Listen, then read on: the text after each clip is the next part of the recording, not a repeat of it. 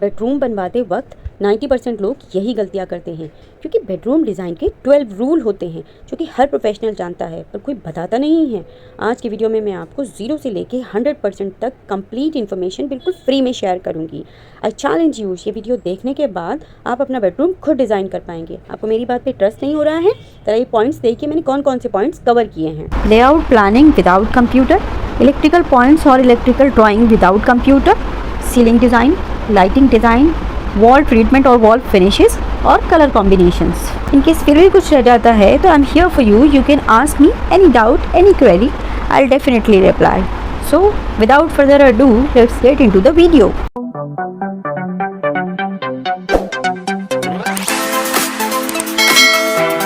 अच्छा, वैसे जब हमें अपने बेडरूम का इंटीरियर करना होता है ना, तो कुछ हम पिंटरेस्ट से, कुछ गूगल से रेफरेंस इमेजेस लेते हैं। किसी की लाइटिंग पिक कर लेते हैं, किसी की फर्नीचर प्लेसमेंट पिक कर लेते हैं, किसी की वार्डरोब डिज़ाइन ले लेते हैं, किसी का सीलिंग डिज़ाइन ले लेते हैं, और at the end of the day उन सबको हम कंबाइन कर देते हैं, जो कि एक बिग ब्लंडर बन जाता है। तो आई होप कि इस वीडियो को देखने के बाद ऐसा नहीं होगा। तो चलिए फिर हम सबसे पहले लेआउट बनाते हैं विदाउट कंप्यूटर। लेआउट, तो सबसे पहले बात करते हैं कि एक बेडरूम में मिनिमम मोस्ट क्या क्या फर्नीचर होता है। बेड, साइड टेबल्स जो कि बेड के बोथ साइड होंगी, wardrobes, dressing unit with mirror, study desk, TV stand, book shelf and arm chair. इसके अलावा कुछ और फर्नीचर भी हो सकता है, तो वो अकॉर्डिंगली बाद में डिस्कस कर लेंगे।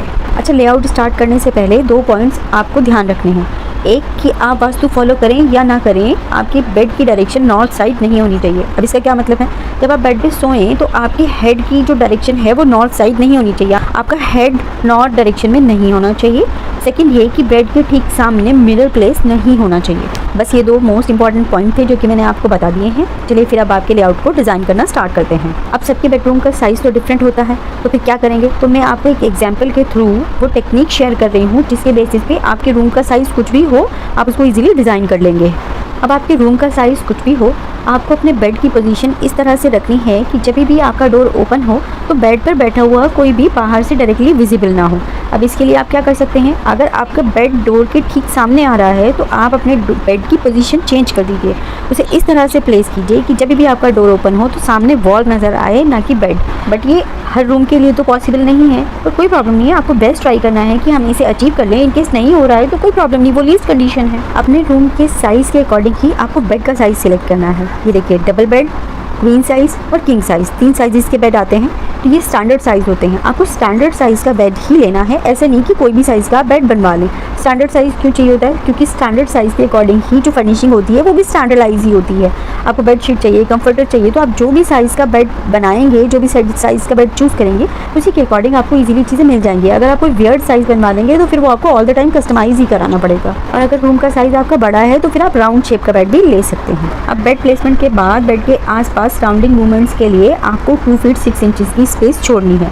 अब अगर आपके रूम का साइज़ इतना छोटा है कि आपको 2 फीट 6 इंचज़ की स्पेस नहीं मिल रही है बेड के सराउंडिंग मूवमेंट्स के लिए, तो फिर आप एटलीस्ट 2 फीट 4 इंचज़ अचीव करने का ट्राई कीजिए। ये स्टैंडर्ड साइज़ है, सर्कुलेशन के लिए इतनी स्पेस चाहिए होती है। अच्छा, बेड का कोई भी साइज़ कंसिडर करने से पहले ये ध्यान रखना कि हमें TV stand, study desk and wardrobe ये सभी लगाना है, उसके बाद बेड का साइज़ फाइनल करना।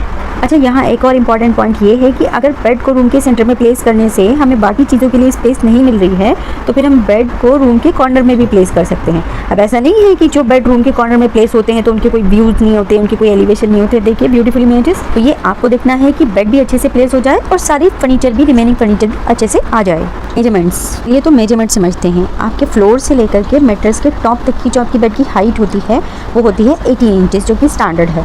और अगर आपके फैमिली में सबकी हाइट ज़्यादा है तो आप इसे मैक्सिमम 20 इंचज़ तक भी रख सकते हैं। ठीक है, तो अगर आप 18 इंचज़ का बेड कंसिडर कर रहे हैं तो उसमें और 6 इंचज़ का आपका मैट्रेस है, तो फिर आपके बेड की हाइट होगी 12 इंचज़, यानी 12 इंचज़ का आपका बेड प्लस 6 इंचज़ का उस पर मैट्रेस, तो हो गया आपका 18 इंचज़। अगर आपके रूम का साइज़ बहुत छोटा है और आपको योगा, जिम, डांस, इन सब एक्टिविटीज़ में भी इन्वॉल्व रहना है और आपके पास आपके रूम के अलावा कोई और स्पेस नहीं है, तो ही आप वॉल माउंटेड बेड के लिए जाना, क्योंकि as compared to normal bed आपको वॉल माउंटेड बेड में मेंटेनेंस आ सकता है। अच्छा, एक और इम्पॉर्टेंट पॉइंट ये है कि बेड में स्टोरेज प्लान करना बिल्कुल भी मत भूलना।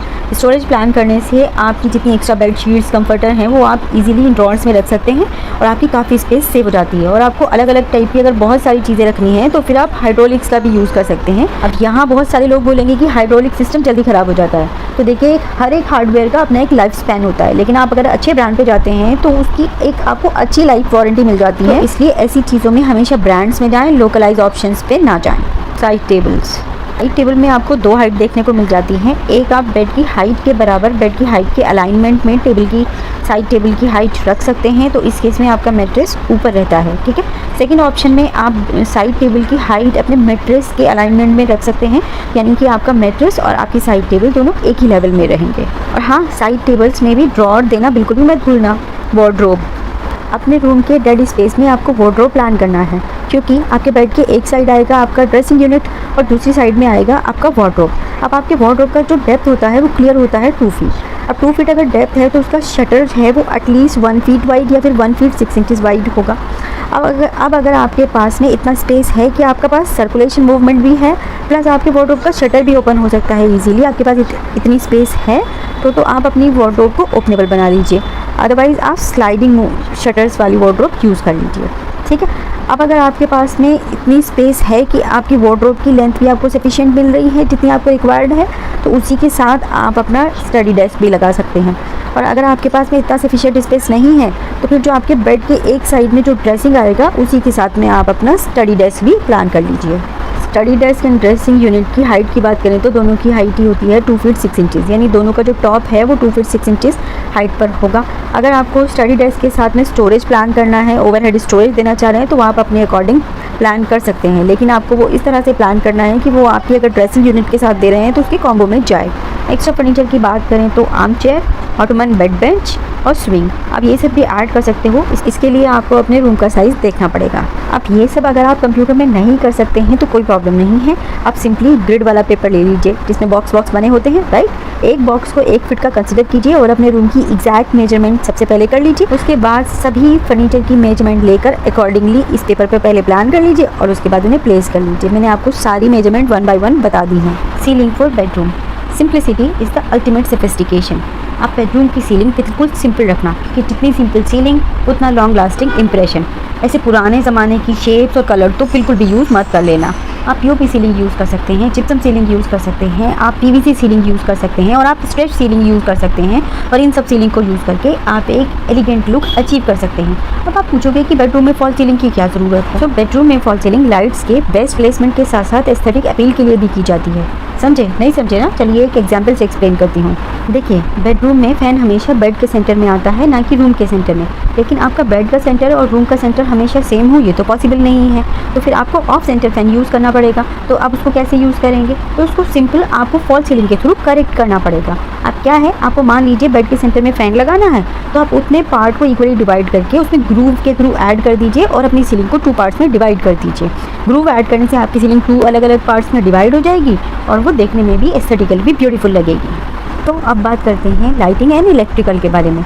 हम बेडरूम सिर्फ देखने में अच्छा नहीं बनाना है, उसे फंक्शनल भी बनाना है। रूम में एंटर होते ही इजी एक्सेस पर एक स्विच बोर्ड होना चाहिए जिससे आप अपने रूम की एरिया लाइट को कंट्रोल कर सकें।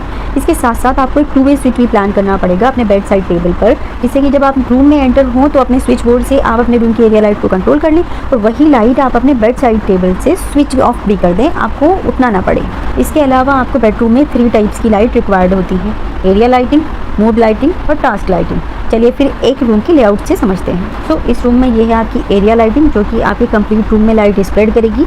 ये है आपकी मूड लाइटिंग जो कि आपके मूड के अकॉर्डिंग जब आपको लाइट चाहिए तो उसके अकॉर्डिंग वर्क करेगी। और ये है आपकी टास्क लाइटिंग, जबकि आप कोई स्पेशल टास्क परफॉर्म करेंगे तो उस टाइम आपको रिक्वायर्ड होगी।